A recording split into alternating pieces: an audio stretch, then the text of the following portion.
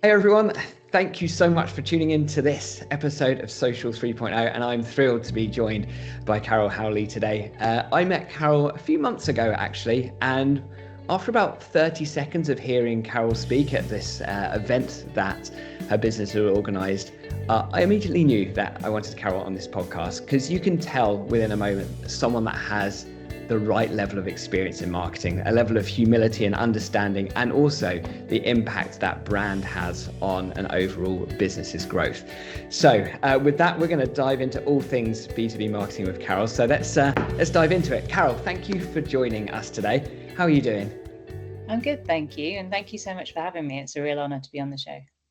Absolute pleasure. So you've got an interesting background in B2B marketing and clearly quite passionate about the discipline. So yeah, give us a sense of like the background of your career, how you've got to where you are today. Yeah, absolutely. I guess I sort of view myself a bit as an accidental marketer.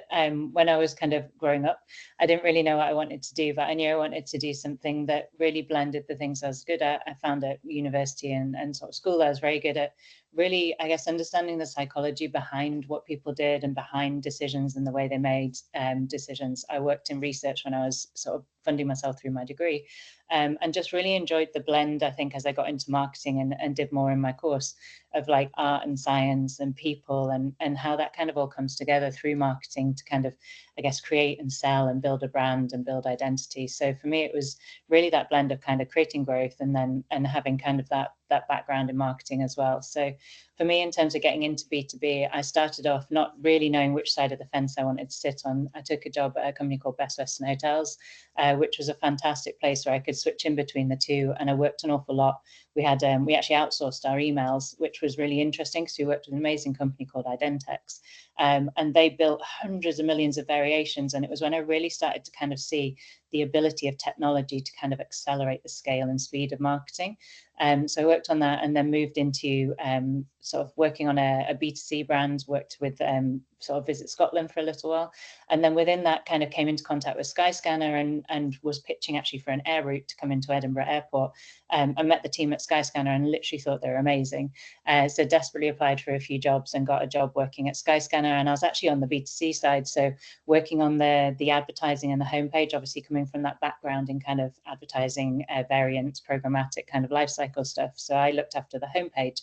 And within the homepage was like, how do you do all the journeys for people to get from the homepage into our new products such as hotels, car hire? How do we advertise? How do we serve the right content and the right offers to people? So while I did love that, I also saw that as a company, we had a massive opportunity to look at the corporate side and the commercial side of the business. And we were starting to kind of retail APIs, white labels, data products, but without sort of I guess, a fixed plan in the sense of where that could go. So I had what I sometimes call a bit of a Jerry Maguire moment. Obviously, at the time, it was a little while ago, so that was quite a cool film. And I wrote to the CEO with a big kind of mission statement saying, actually, if we retailed this, look at the business case, look at if we actually had a corporate brand and we positioned ourselves really effectively in the mindsets of all these kind of massive airlines and massive airline companies and had a managed approach to what that meant and really stood out in the marketplace as caring, wanting to offer value, wanting to even support their brand. And that kind of started off, I was given, the CEO was fantastic and sort of said, absolutely, this is a great idea. You can have a couple of graduates, off you go, see where you end up. So I built, the website in a weekend with one of the designers and literally built out the whole B2B marketing arm of the business. So it was everything really that was under the hood, that was off the front sort of what everyone knew Skyscanner was. So I worked with, Amazon AWS when we launched the Alexa skill. I did all of the brand and developer advocacy. I worked on kind of all the commercial foundations, building all of that side. So it kind of then really just grew arms and legs into kind of a mini startup, I suppose, within Skyscanner, where we looked at how do we actually kind of build the size and scale, the relationships and everything that would help support that business grow, and also retail things like APIs, white labels, data products. We did lots of really, really cool things, but my sort of career then went into more IT, developer marketing, like the real kind of corporate identity and brand and how much value you can add from really managing that effectively, running advisory boards, building all of that out. So I think for me, that was what I just suddenly realized, these long-term relationships, this really building, a great B2B brand was really important to me.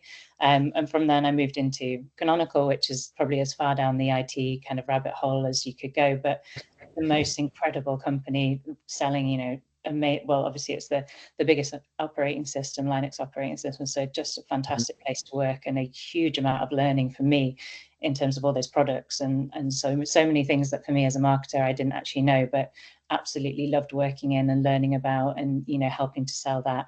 And then was invited to kind of be the CMO of Exclaimer, where, you know, I can blend the IT and the marketing side because we sell to both audiences, but start to build out a team. And I guess there I've had the great opportunity to build a whole marketing team and sort of launch really every channel that we've had. So we launched 10 channels, I think, in the sort of first 6 months that I was working there. And then since then we've been building, testing, growing things and learning together. So I think what drew me to B2B was really that blend of kind of art and science, and the long-term relationships and opportunities you can build to, I guess, sort of help people understand how you can help them do their job more effectively and make them look good, I suppose. I love it. Yeah, I'm so with you on the long-term relationship building element of B2B. And that's where the impact is. And that's often where a lot of the tension is as well, right? As it relates to, you know, how do we deliver impact in the short term? That isn't a transactional thing that you can easily attribute on a spreadsheet as to what's the impact of that long-term relationship. So you basically hit on one of the biggest challenges, the biggest opportunities, and one of the most fun things about B2B, but also one of the biggest strategic challenges. But we'll get into that in a bit. And so let's talk a bit about some kind of misconceptions, because everyone, you know, you've been in this industry a while, you've seen B2B, B2C, and you're also very active, like on LinkedIn, active speaking at events, etc. So we'll get into some of the stuff you speak about in a second, but what are some misconceptions that you'd like to kind of dispel before we get into some of the other stuff today? Yeah, of course. I guess in terms of misconceptions or really attitudes, I think marketing is an incredibly hard discipline, and I think it's often quite disrespected to a degree. And I don't always think marketers help ourselves necessarily. I think it is really, really challenging, and it's really, really hard. So a lot of people are kind of sharing those challenges, which I think is wonderful, and helping others to build. Like, there's some amazing people on podcasts, obviously like yourself, but, you know, amazing people writing books on how to do things better and sharing how to improve. There's a new book, I think, by Alice DeCourcy has just launched her second book on the CMO kind of guidance, and there's some great ones all called The Next CMO, which helps you with planning. So there's so many people sharing these tips and tactics. But when you think of the number of channels, the difference between channels, when you compare, you know, how you do SEO to paid advertising, then through to kind of like brand and communications, and how you really sell from a content marketing perspective, there's so many different disciplines and areas of skills, and, you know, matching and building those. It's almost a bit like kind of playing an orchestra, but you're dependent on everyone being excellent and bringing together their excellence. And, you know, one tiny squeak makes the whole thing kind of, you know, fall off guard, and then you're instantly criticized and instantly hold up because it's public, and it's, you know, it's publicly the face of the business, but it's also an element that's viewed as a cost center. So you're in this kind of constant like whirlwind of trying your hardest to make, you know, a good use of money, to be efficient, to leverage all these kind of 20, 30 different channels you have. You know, you've also got challenges internally with attribution and trying to work with people, and people being jealous of attention that you're getting and things. So there's this constant kind of whirlwind of balancing and issues. And I think a lot of marketers do sort of sit there criticizing others. And I see a lot on LinkedIn. You know, obviously I'm quite active and was actually invited to speak at LinkedIn in the last week on an influencer activity they were doing. And we were talking around like how much marketers, more so than others, actually criticize each other. And it's, you know, there's all this thing of like, you know, as a marketer, you need to do this and doing this, and marketers aren't data driven enough. And then there's this whole argument like, is it marketing or growth? And it's like, in my view, no one owns growth in a business, because if everyone in your business isn't focused on growth and what's best for the business and going forward, then you're completely wasting your time and you're going to fail anyway. So it shouldn't be any one person's role. In my view, it should be everyone's role. But, you know, ultimately we're all there to drive growth. So I guess I've got a bit of a soapbox on it, but I think we need to sort of stop pulling ourselves down. You don't see CFOs on LinkedIn going, oh, you know, that CFO was useless because he wasn't data driven enough and he didn't know how to use Excel well enough, you know. And we're sat there kind of slating each other all the time. And even last week I put a post out and I had someone going, I don't think your graphic was the right for that post. And I'm like, okay, well, thank you. Why don't you write a post instead of criticizing mine? And it's just that level. So I think there's there's two sides, because there is an amazing movement of marketers and also like the CEOs and business owners and people in B2B SaaS promoting each other, supporting each other.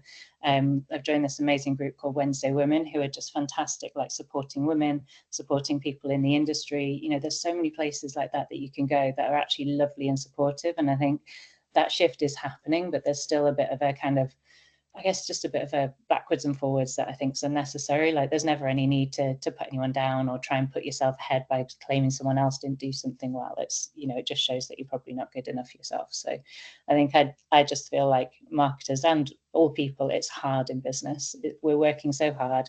You know, the trends are against us. You know, so many changes are happening. There's so much uncertainty that, you know, it's just a case of like holding each other up and being supportive, I think, in my view.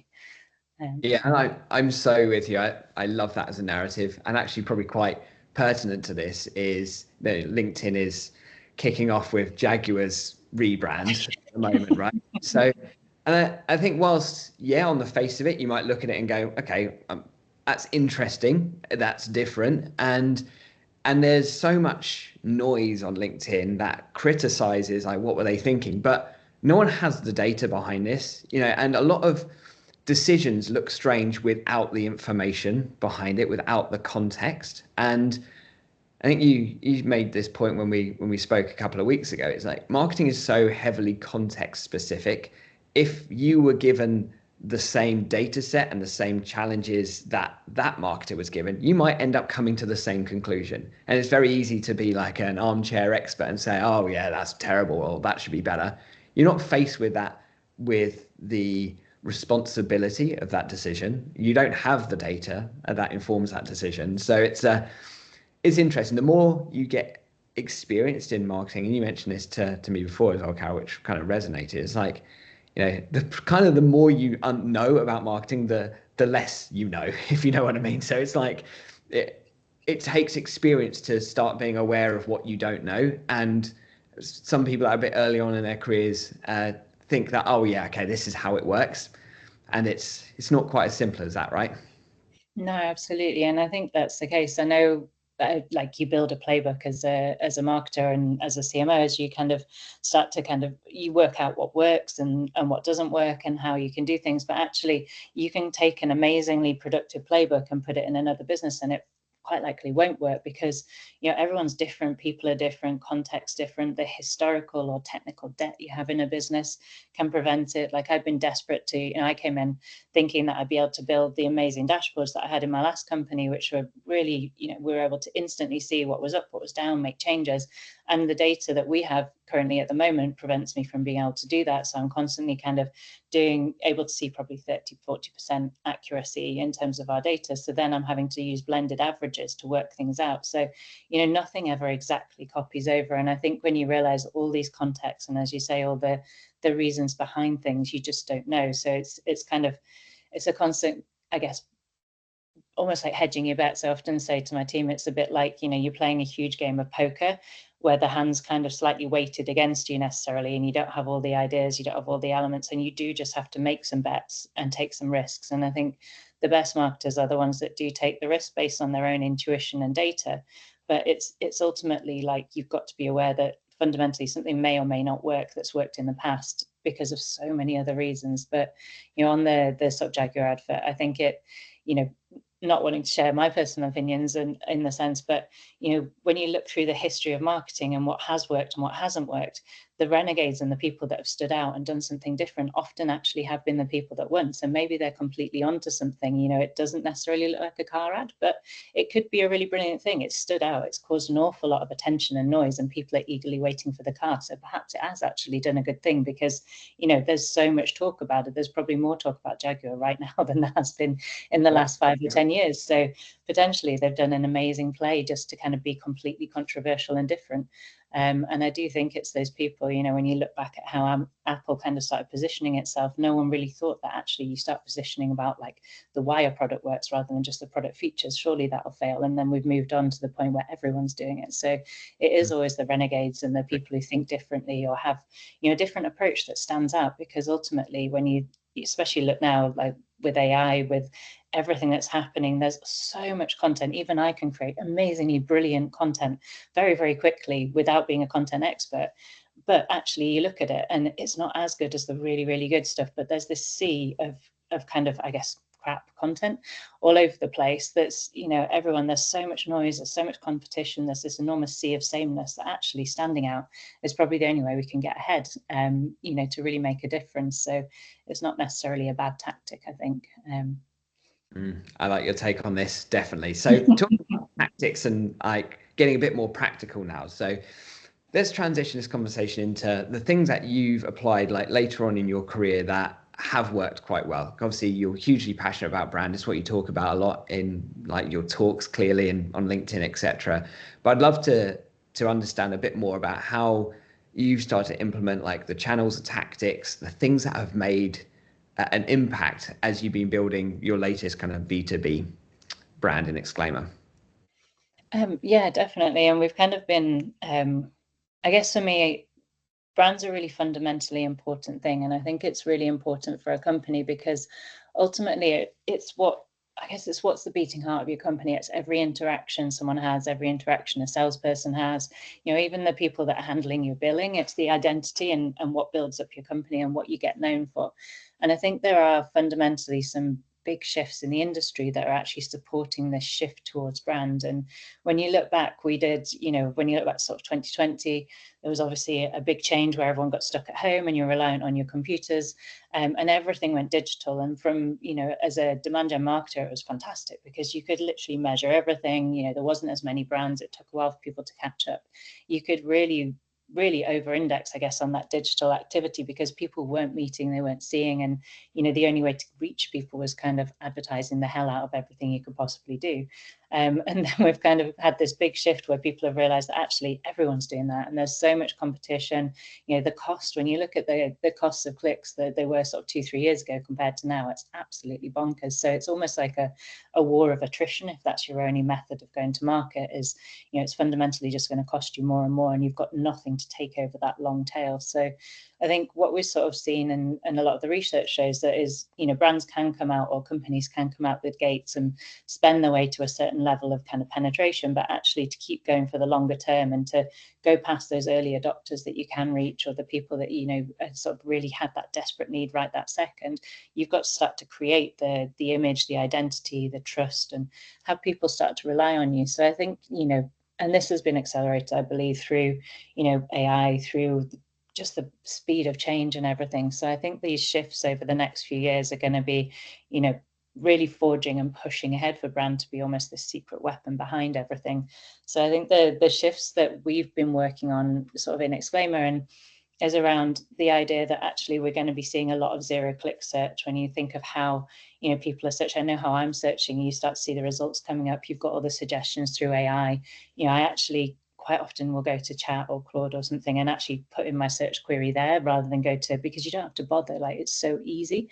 So you've got all of that sort of change. And then when you look at things like word of mouth recommendations, all of that side of things, actually, you know, starting to sort of, I guess, play to other people. When what I know we were discussing recently, but I was like actually saying, when you start to think of how you do search and how you do buy things, you know, I know that I buy things by going into communities. I know that I buy things by, you know, doing research on my own. So it's this kind of huge shift in a sense. So, you know, what we're seeing, or what we've been seeing in Exclaimer, as I was mentioning, is this massive amount of, I guess, buyer indifference that is caused by this heavy overinvestment in advertising, this huge amount of content and competition that's caused a huge amount of buyer indifference. And also, you know, because of us not investing in brand, because it's hard and it's hard to justify, you know, most people are backing off, they're stepping back, they're taking methods to avoid giving away their data and their privacy. And I think there's a great study by Sixth Sense, and also backed up by Gartner in a number of areas, that actually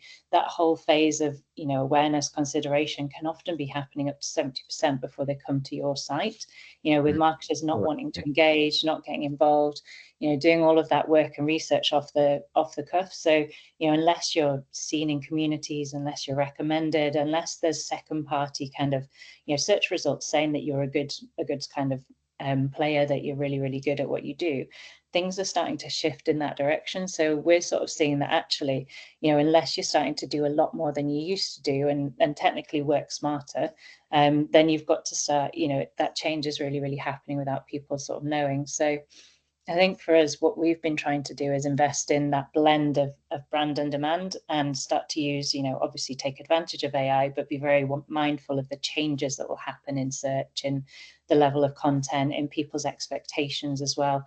So I think it's starting to kind of really shift in that direction. So we've been investing, as I said, in balancing brand and demand, but I guess everyone's investing in brand. Well, everyone's investing everyone's kind of investing in having a brand. It's not just what you paint on your website, but it's actually starting to kind of view brand as that element that can elevate your voice amongst the noise of content, the noise of competition, and start to be really authentic. Yeah, that's an interesting point to like dive in a bit deeper, because sometimes brand can be like a bit of a nebulous concept, because a lot of people might go, well, actually I invest in brand. To your point, like we've got a logo on our site, and we do some content marketing, we have some blogs, etc. So we do brand. But like, what does doing brand marketing mean to you, like from a practical perspective, Carol? Yeah, definitely. So I think it's starting to stand out. So you obviously do everything that you should do in terms of like launching a brand, the identity, the talk tracks, and getting everyone on board with it. Really making sure your content stand out. It's tied to your ICP, your ideal customer profile, the people that you're wanting to talk to. It resonates with the pain points and everything they do. But then you also want to start to think, okay, how do we start to become known within those people's kind of needs or identities? So if we're wanting to sell to a marketer, they're worrying about the challenges they have at work. They're worrying about all these things. So it's starting to be really authentic, really human, really relevant for the people that you're selling to, and really starting to kind of make sure that your brand ticks off those boxes, I suppose, and delivers those sort of human experiences. So a really cool thing that we did this year was we kind of realized that actually, with these shifts that marketers are going through, and with the changes in the industry, it was actually, a lot of people were really stressed by it, but also finding it challenging, but also kind of harking back to the days of like, gosh, look how much it has changed and how fast it's changed. So we actually built a board game that we did at all of the shows. So we took our board game with us and challenged people to play a board game, which obviously was really, really cool. And we called it Eras because at the time, everyone was a bit obsessed with the different Eras tour. So we did our own Eras tour at all the places we went, and we took it to Adobe and all of the areas, and got people to play the game. And it was actually just sort of walking people through how, emails has shaped marketing through the era, how brand has shaped marketing through the era, how the changes have really kind of shifted. So it's starting to kind of be memorable, to stand out, to do something that actually, sparks interest and means that people want to come back for you. And then I think the other area that we've really invested in is, I guess, what's being kind of labeled a bit modern word of mouth. When you think word of mouth used to be, locally, and now it's kind of across the whole of the internet.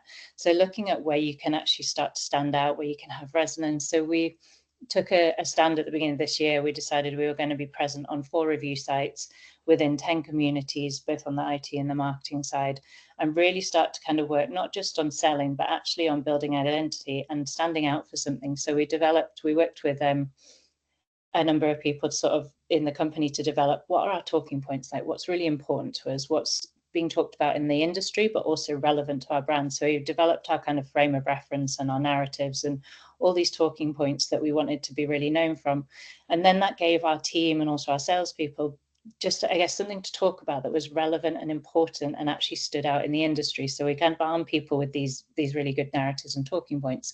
And then we sponsor communities, but we really did the community to learn, to be engaged, to offer help, to really improve our marketing as well, and to kind of get involved. So we took a community approach that was obviously sponsoring events, getting involved in things, but actually just facilitating conversation and starting to stand out and be a bit different and be known for actually, we're all massively passionate marketers. We love our craft, we love what we do. So giving our team that ability to kind of engage, liaise, get involved, build obviously a commercial agreement, but actually view it as the biggest opportunity was just to raise awareness for us and really stand out in the industry. So for us, that means that within communities, we're usually well known, we're trusted, we're recognized, we've offered expertise.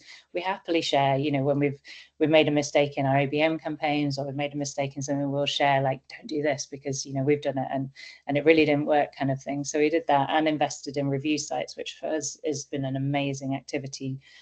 Just really making sure. Because I was so interested when I heard about the scale of reviews that you've grown this to. So Yeah, do you mind sharing some detail on this one, actually, Carol? It's Yes, fascinating. absolutely. So we picked sort of G2, SourceForge, Capterra, and really wanted to say, right, actually, we're going to go for these. And recently, we've also been looking at kind of how we can work with Trustpilot, because we are quite a high velocity, low average selling price kind of company, and people can actually buy quite quickly. So we're thinking actually in more of a B2C way, how do we start to kind of become known across the board? So we do obviously look at our customers. We have a really great customer marketing team that look at, when are people happy, when are they not? And we just ask for feedback all the time. We do, if we're a bit low on things, we do try and incentivize it, but we often find people are really, really willing to give us feedback, because we ask at sort of useful, relevant times. It isn't disturbing them. So we've had, we hit sort of 1,000 reviews on G2, which for us was amazing. But also when you think we're trying that across every, as many platforms as we can, we're getting a huge volume of reviews and also feedback.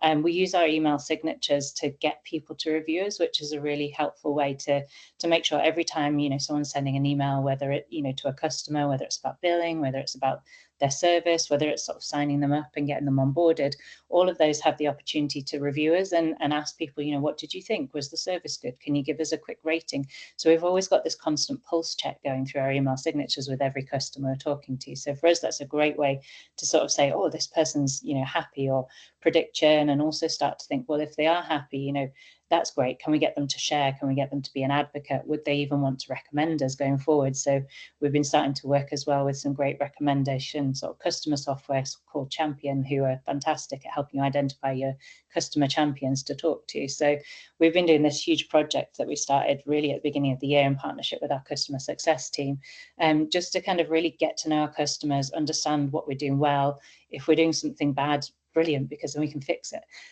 So we've just kind of started really investing in that. And I think, when you think of people searching, people trust reviews. They don't trust the content that we write on our website. They don't trust what the salespeople say. They trust, actually, do real people who are using and buying this find value, think it's worthwhile? Do they want to stay? Are they recommending it? Because that's what I know I would trust if I was buying something. I always go to the reviews. I always check what people are saying. The same as if you're going on holiday, you have a quick look on TripAdvisor and you're like, oh, maybe not that one, and that one looks okay, and that kind of thing. So I think it's just making sure that you really invest in that kind of sort of second party verification and also trust, because it really helps accelerate the buying journey, I think. I love it. And this resonates so deeply. It's like, we share a spirit here, Carol, because everything you say, I'm just like nodding along here, because yeah, it's a fantastic example of everything that I've believed over the years of doing marketing too.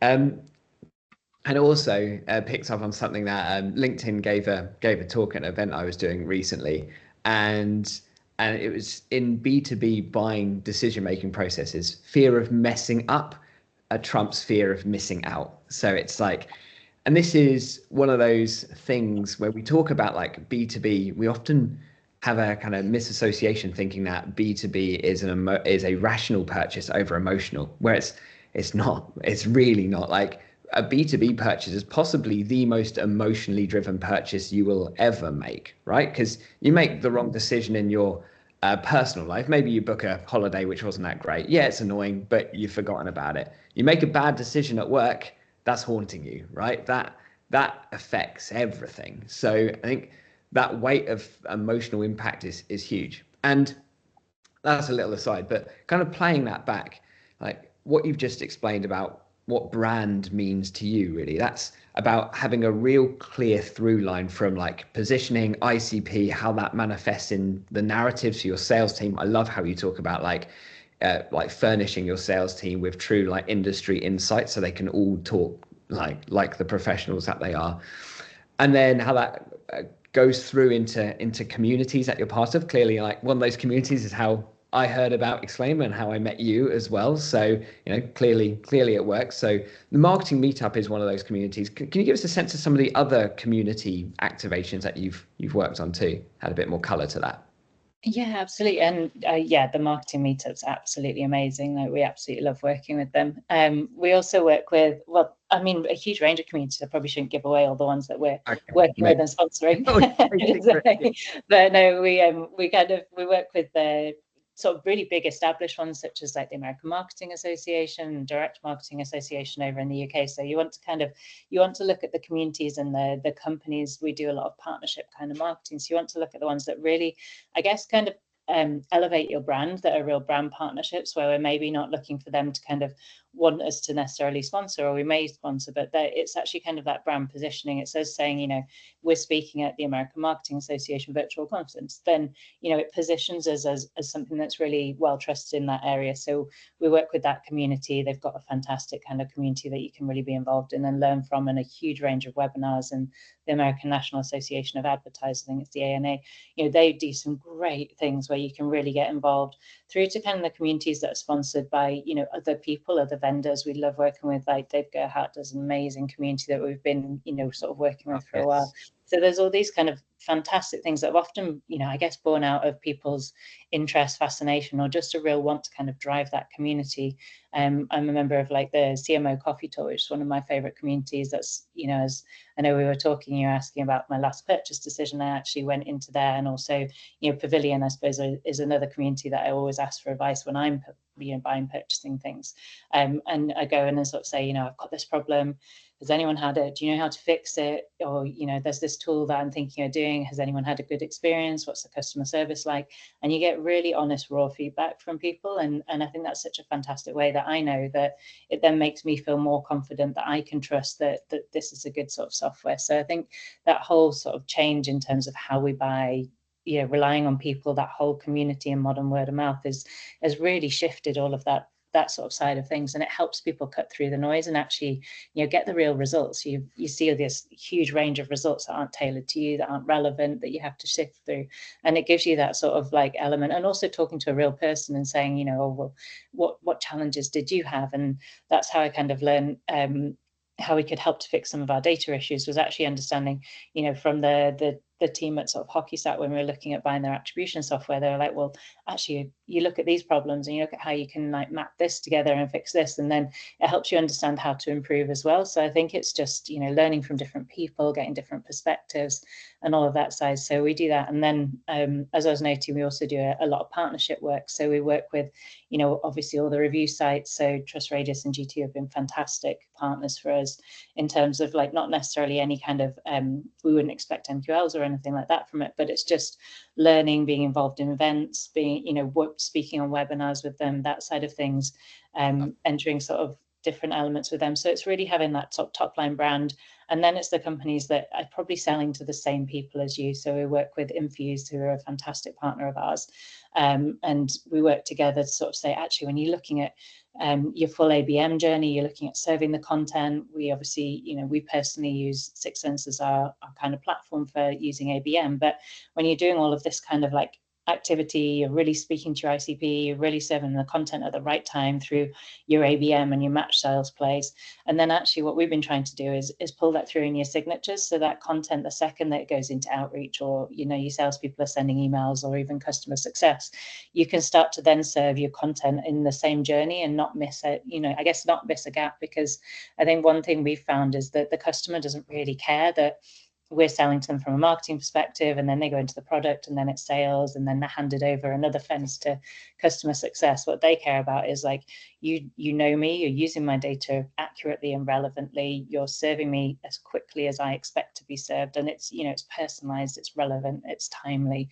So all of this kind of expectation on the customer side is also exponentially increased as well. So giving us sort of mapping that journey and working with partners as well to make things function and really tell that story has really helped us as well. So I think partnerships has been a fantastic way forward for us as well. I adore this. Yeah, I can definitely echo that from my own experiences too. But I think this, in summary, this kind of speaks to something that I was super impressed when I first heard you speak, Karen. It's really come through in what you've spoken about today. It's like, from a true in-depth understanding of who you seek to serve and the problems that you're here to solve for that audience. And you've truly understood the sphere of influence around that ICP, right? Whether it's like people that are selling to them, so similar partners, the communities that they're active in, or the review sites that they'll typically reference when going through that purchasing process. all of that is really hard to track and measure, like we were talking about right at the start, right? It's just a challenge because this is all like this is long-term brand building 101. This is like at fundamental level what everyone should do. And I think the bit that really stands out for me in hearing you speak, Howard, is that this is all baked with a true understanding of a customer and a true level of customer empathy. And I see far too many marketers not spending time with their audience and their customers and basically using spreadsheets to navigate their marketing strategy. And, from the conversations that you have with people who are actually your target audience, that's where you can build the true narratives and truly understand how they make decisions and then kind of map that sphere of influence. So basically, all that to say, I adore everything that you said. So is there anything else like you'd like to kind of cover in summary, and also how could people get in touch with you if they want to connect with you, find out more, etc.? Yeah, absolutely. So I guess we do all the spreadsheets as well. Like we have, we probably spend about 60% of our budget on the demand side of things. So on the ABM, on the campaigns, on the PPC, the advertising, the paid social, really, really targeting people. So we do this idea of raising awareness and bringing people into market. That means that we spend less, obviously, and, really optimize our organic and our opportunities for referral. But then we do heavily spend to make sure that we do have that demand kind of running all the time. So hundreds of millions of spreadsheets, don't worry, and lots of kind of working out of different results and CAC. But I think it is that blend. Like you can't take any one channel and say, right, this one channel is the reason why, because of the attribution modeling that we have. So I think it's really maintaining that awareness that it's the blend of experiences and interactions. I think we just won a deal with, I think there was 2,700 marketing touches and like 11 calls made. And it's like, it's that kind of crazy situation that you're working on. So I think, the final things is, there's these amazing kind of shifts that we're looking at, sort of zero click search, huge amounts of like AI kind of, I guess, generalizing and adding to that massive amount. So you need this breakthrough brand strategy. You need to really invest in authentic humanity, authentic human voices, like really standing out for what you are, what you mean, and do something a bit different, a bit fun, a bit, kind of stand out. So you never know what could work with different advertising. You have to personalize. Like people, like everyone's got Netflix. I expect you to understand me in a non-creepy way, but I expect you to know exactly what I want when I want it. And then I guess there's such amazing tooling you can start to invest in, like, in terms of integrating that AI capability. Every tool you've got has got AI. It's not just the sort of writing tools that everyone thinks of. It's every element that you can start to connect and build and consolidate that tech stack to really support it. Is probably my recommendations. Love it. And best place for people to get in touch with you, Carol? LinkedIn? Yeah, LinkedIn's great.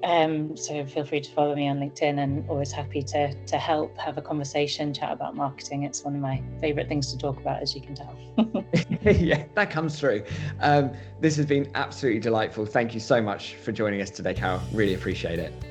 Thank you for having me. Thank you so much for watching or listening. And we'll be back next time with some more B2B leaders sharing more of their expertise around how they build brands and how they drive growth through content and community. Be sure to click like and subscribe to help this podcast grow, and I'll see you soon. Bye.